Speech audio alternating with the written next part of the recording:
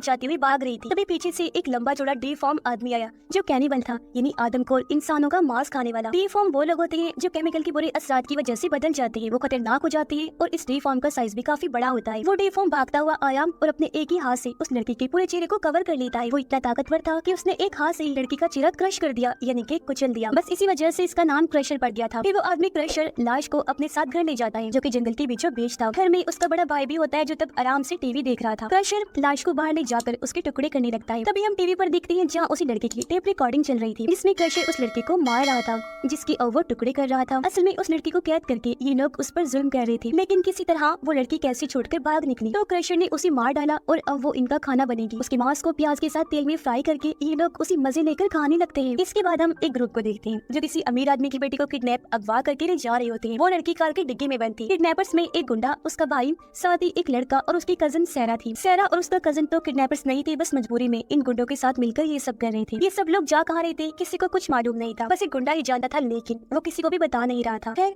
ये लोग एक गैस स्टेशन पर रुकते हैं। गुंडा कार में ही बैठा होता है जबकि उसका भाई फ्यूल भरने बाहर जाता है। करीब बाद सैरा और उसकी कजन की वो स्टोर के अंदर चले जाते हैं। पिछला दरवाजा खुला हुआ था। अब सैरा के कजन का दिल कर रहा था कि भाग जाए, लेकिन अपनी बहन को यहाँ छोड़कर जाने का उसका दिल नहीं कर रहा था। इनकी कार के आगे एक बूढ़ा आदमी अपने ट्रक में फ्यूल भर रहा होता है। तभी एक शरीफ आकर उस आदमी से बातें करने लगा, जिससे इन दोनों गुंडों की धड़कन तेज हो जाती है। गुंडे ने तो अपनी गन भी निकाली थी। तभी सैरा और उसका कजन भी बाहर आए तो शरीफ इन दोनों से भी बातें करने लगता है, और ये देखकर तो दोनों गुंडे और परेशान हो जाते हैं। इन्हें डर लगने लगता है कि कहीं शरीफ को इन पर शक न हो जाए, पर सैरा ने शरीफ से बातें करके उसका ध्यान भटका दिया। इसके बाद ये फिर से आगे बढ़ जाते हैं, लेकिन रास्ते में गुंडा सबसे बहस करने लगा। तभी अचानक सामने एक बड़ा सा हिरन आ जाता है। तब कार गुंडे से संभल नहीं पाई और सीधा हिरन से जा टकराती है। वो तीनों तो बच जाते हैं, लेकिन गुंडा फंस जाता है और हिरन बेचारा तो मर ही जाता है और उसके सींग गुंडे के सीने में घुस जाते हैं। वो तीनों हिरन को आगे से हटाने की कोशिश कर रहे थे, लेकिन इतना भारी हिरन उसे जरा सा भी सिरक नहीं रहा था, जिससे गुंडे को तकलीफ हो रही थी। लेकिन तकलीफ उसकी तब बढ़ गई जब वो हिरन होश में आकर छटपटाने लगता है। गुंडे से तकलीफ बर्दाश्त नहीं हुई तो वो सीधा हिरन के सर में गोली मार देता है, लेकिन फिर भी वो बचने वाला तो नहीं था। इसलिए उसका भाई गुंडा उसकी गन छीनकर पूछता है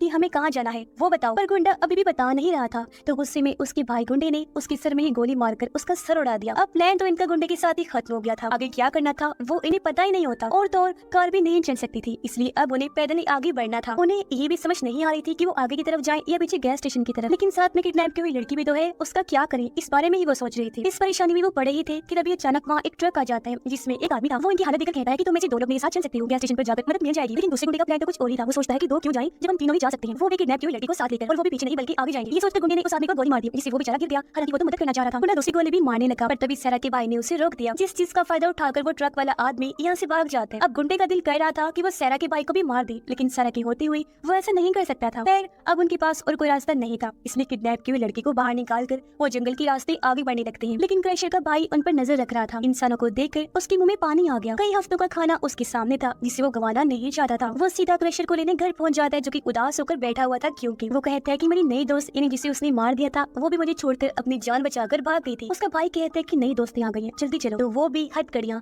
बेड़ियों के तौर पर उठाकर चला जाता है। अब तभी ट्रक चलाते हुए उस आदमी की मौत हो गई थी जो उनकी मदद कर रहा था, क्योंकि उसे गोली लगी थी, काफी खून बह चुका था। उसकी गाड़ी जैसी साइड में जाकर रुकी तो बूढ़ा आदमी उसे देख लेता है और फौरन यहाँ शरीफ को बुला लेता है। ये देखकर शरीफ को पता चलता है कि मामला तो सीरियस है, क्योंकि उसे गोली लगी थी। तभी रेडियो पर खबर आती है कि 4 किडनैपर्स एक लड़की को किडनैप करके भाग रहे हैं। तब उन चारों की कार की हुलिया को याद करते हुए शरीफ को यकीन हो जाता है कि वही 4 लोग हैं जिन्हें उन्होंने सुबह देखा था। तब शरीफ ने और पुलिस बुलाई, फिर वो खुद भी आगे बढ़ जाता है चेक करने के लिए। इस बीच सैरा का भाई उस किडनैप लड़की की पूरी देखभाल कर रहा था, जिसका नाम ऐश था, और उनके पीछे पीछे क्रशर भी चल रहा होता है। लेकिन गुंडा इस सबसे पक चुका था। उसका दिल कर रहा था कि मैं सैरा के भाई को भी मार दूं, पर उसकी गोली मारने से पहले किसी और ने गुंडे को गोली मार दी, और ये था क्रशर का भाई। उसके आते ही सैरा नाटक शुरू कर देती है कि ये बुरा आदमी था, हमें किडनैप करके ले जा रहा था, हमें बचाओ। तभी ये तो कभी वो। लेकिन क्रशर की भाई पर नौटंकी ऐसा कोई ड्रामा असर नहीं करता। सैरा का भाई भी आगे आया, लेकिन इससे पहले कुछ कहता क्रशर का भाई उसके मुंह पर गन मारकर उसका मुंह बंद कर देता है। उन दोनों बहन भाइयों को बेड़ियों में कैद करके वो उन्हें उनकी गाड़ी तक ले जाता है। वो हैरान थे कि कार तक क्यों ले आया। असल में क्रशर के भाई को हिरन का सर चाहिए था। इतना मजेदार खाना वो कैसे छोड़ के जा सकता था, और ऐश को पीछे इसलिए छोड़कर आया था ताकि क्रशर उसके साथ दोस्ती कर सके। लेकिन क्रशर तो उसे एक हाथ मार कर ही बेहोश कर देता है। उधर क्रशर का भाई सैरा के भाई से हिरन का सर कटवा रहा था, फिर दोनों बहन भाइयों से उसके सर को निकलवाता है। लेकिन जब सर को साथ ले जाने की बारी आई तो सैरा के भाई ने पूछा तुम्हें मांस नहीं चाहिए क्या? जवाब में क्रशर का भाई कहते हैं नहीं, हम जानवरों को नहीं खाते। सैरा के भाई ने सोचा शायद वेजिटेरियन होगा, सब्जियां खाने वाला, और उसने ठीक से नहीं सुना था कि हम जानवरों का मांस नहीं खाते, यानी कि वो इंसानों को खाने वाले कैनिबल्स जो थे। तब तक क्रशर ऐश को लेकर घर पहुंच चुका था और उसे अच्छी तरह सूंघ कर बाहर चला जाता है। तब हमें पता चलता है कि ऐश तो बेहोश होने का नाटक कर रही थी, लेकिन जैसे वो जान बचाने बचाने के लिए भागी, सामान से टकराकर सच में भी होश हो जाती है। इतने में क्रशर का भाई उन दोनों को भी ले आया और क्रशर को देखकर उनकी हालत खराब हो जाती है। हिरन का सर उन्होंने शेड में रख दिया और सैरा से बोलता है स्माइल कर, मुस्कुरा। जब उसने ऐसे किया वो झूठी स्माइल कर देती है। इसी दौरान शेरिफ इनकी कार तक पहुंच चुका था, जहां आकर उसका दिमाग चकरा जाता है। कार का एक्सीडेंट हुआ था लेकिन गुंडा तो गोली से मरा था और हिरन का सर भी कटा हुआ था। आखिर यहाँ पर हो क्या रहा था, ये पहेली सुलझाने के लिए शेरिफ को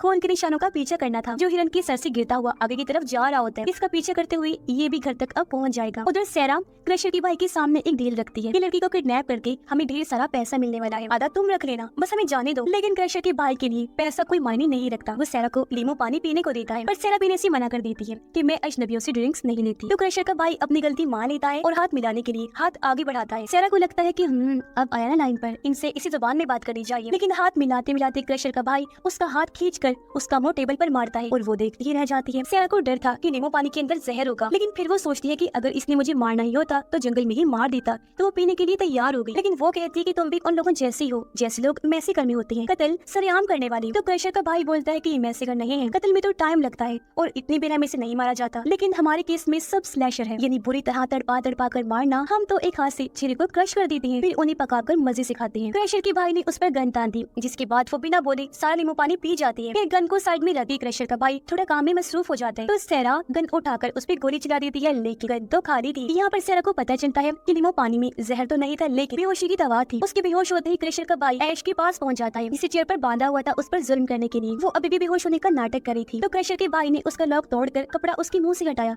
और अब हम उसका चेहरा पहली बार देख पाते हैं। इस बीच क्रशर एक ही हाथ मारकर सैरा के भाई को भी बेहोश कर देता है। उसका भाई क्रशर को कहता है कि ऐश को शेड में ले जाकर बंद कर दी। तब क्रशर उसी तरह ऐश को बंद कर देता है। फिर वो सैरा को बाहर लटका देता है ताकि वो इसे काट सके। ऐश वाला बैग उसके मुंह पर डाल देता है। ये सब कुछ रिकॉर्ड करने लगा ताकि बाद में ये सारा नजारा देखकर वो मजे ले सके। इस बीच क्रशर सैरा के भाई को अंदर ले जाकर चेयर पर बांध देता है। क्रशर का भाई सैरा को होश में लाया और फिर कैमरा के सामने उसे चीरने लगता है। उसकी चीख सुनकर ऐश सोचती है क्यों ना हिरन की सींग से मैं अपने हाथों की रस्सी काट लूं। क्रशर का भाई सैरा को थोड़ा सा काट कर अपना कैमरा लेकर उसके भाई के पास आया। सैरा का भाई पूछता है कि सैरा कहाँ है, तो क्रशर का भाई कहता है लटकी हुई है बाहर। इसी दौरान ऐश ने हाथों की रस्सी काट ली और फिर पैर की बेड़ियों से भी वो आजाद हो जाती है। अंदर क्रशर के भाई ने भी सैरा के भाई पर जुल्म करना शुरू कर दिया था। वो उसके जिस्म के हिस्से पर कट्स लगाने लगता है। ऐश के पास दो ऑप्शंस थी, या तो वो भाग जाए या फिर कुछ करे, लेकिन उसने भागकर कुछ नहीं किया। वो अंदर आ जाती है, एक शॉट गन उठाती है, उसमें गोलियां भरती है और 2 गोलियां अपनी जेब में डाल देती है। क्रशर का भाई सैरा के भाई के जख्मों को लाइटर से जला रहा था ताकि उसका खून न बहे। तब ऐश अंदर आती है और आधी पहले क्रशर को गोली मारती है। फिर वो क्रशर के भाई को गन पॉइंट पर लेकर सैरा के भाई को आजाद करवाती है। फिर उसने सैरा के भाई के हाथों क्रशर के भाई को बेड़ियों में कैद करवा दिया, जिसके बाद वो तीनों को लेकर बाहर आ जाती है। क्रशर के भाई को वो इसलिए नहीं मार रही थी क्योंकि वो इन्हें रोड तक पहुंचाएगा। सैरा के भाई ने उसे नीचे उतारा और देखा कि वो भी जिंदा है। उसने सैरा को कपड़े पहनाए और फिर वो चल दी क्रशर के भाई के पीछे। हालांकि चलने में दोनों को तकलीफ हो रही थी, लेकिन चलना मजबूरी थी। ऐश ने तीनों पर गन तानी हुई थी क्योंकि ये दोनों इसके दोस्त तो नहीं थे, ये तो इसके किडनैपर्स थे। तीनों इसके लिए बराबर थे, लेकिन बड़ा खतरा था क्रशर के भाई का। चलते चलते क्रशर के भाई ने सैरा के भाई को पकड़ लिया। सैरा का भाई ऐश को गोली चलाने को कह रहा था, पर जब उसने नहीं चलाई तो क्रशर के भाई ने उसकी गर्दन तोड़कर सैरा के भाई को जान से मार दिया। ऐश अब भी गोली नहीं चला रही थी। तब सैरा ने ऐश के हाथ से गन छीन ली और सीधा क्रशर के भाई पर गोली चला दी। अब क्योंकि गन सैरा के हाथ में आ गई थी, ऐश फिर से गुलाम बन गई थी। उसने ऐश को गन पॉइंट पर लिया हुआ था। तब किसी ने गोली मारकर सैरा का ही सर उड़ा दिया और वो था शेरिफ। शेरिफ को लगा कि सैरा ऐश को मार देगी, इसलिए उसने उससे मार दिया। शेरिफ ऐश से थोड़ी पूछताछ करता है, फिर उससे कहता है कि मुझे उनके घर तक ले चलो, पूरे मामले की जड़ तक जाऊंगा, तभी यहाँ से जाऊंगा। पर घर आकर उन्होंने देखा कि क्रशर तो वहाँ पर है ही नहीं। ऐश को पता लग चुका था कि अब तो हम गए जान से। वो भागना चाहती थी तो शेरिफ ने उसी हथकड़ी लगाकर चेयर से बांध दिया। फिर वो बाहर जाते हैं जहाँ क्रशर ने एक हाथ पकड़ कर ही उसका चेहरा क्रश कर दिया। इसके बाद वो उसकी टुकड़ी करने लग जाते हैं। तब तक ऐश भी हथकड़ियों से आजाद हो जाती है। क्रशर ने शेरिफ के हाथ पाँव काटकर हवा में उड़ाना शुरू कर दिए और एक बड़ा सा चाकू लेकर ऐश भी बाहर जाने लगती है। तब क्रशर का भाई अंदर आ जाता है और उसे गन पॉइंट पर कर लेता है, लेकिन ऐश ने जल्दी से वो चाकू उसके माथे में घुसा दिया। अब मरने से पहले वो चिल्लाकर क्रशर को बुलाता है। क्रशर आया तो ऐश ने उसे भी दोबारा गोली मार दी। फिर 2-3 गोलियां उठाकर वो बाहर भाग जाती है, लेकिन क्रशर भी उसके पीछे ही था। अच्छी बात ये थी कि गोलियां खाने के बाद क्रशर थोड़ा कमजोर हो गया था और वो स्लो चल रहा था। इसका फायदा उठाकर ऐश रोड तक पहुंच जाती है जहाँ पुलिस भी आ गई थी। लेकिन रोड पर जाने से पहले उसने क्रशर की आंखों में आंखें डालकर उसे चैलेंज किया कि आ जाओ, पुलिस के पास जाऊंगी तो, लेकिन तुझे मार कर। पर क्रशर इस बात को नजरअंदाज करके वहाँ से वापस मुड़ जाता है। फिर ऐश भी पुलिस के साथ वहाँ से निकल जाती है। रात को पुलिस उस घर में पहुंची तो क्रशर दूर से उन्हें देखता रहा, फिर मुड़कर जंगल में चला जाता है क्योंकि वो पुलिस वालों को मारने की तैयारी के लिए गया था। यानी मौत का सिलसिला एक बार फिर से शुरू होने वाला था, क्योंकि बेशक इसका भाई मर गया था, लेकिन अब क्रशर अकेला ही सबको निपटा देगा और अपने भाई का बदला भी लेता रहेगा। और इसी भयानक एंडिंग के साथ ही ये कहानी भी इधर ही खत्म हो जाती है।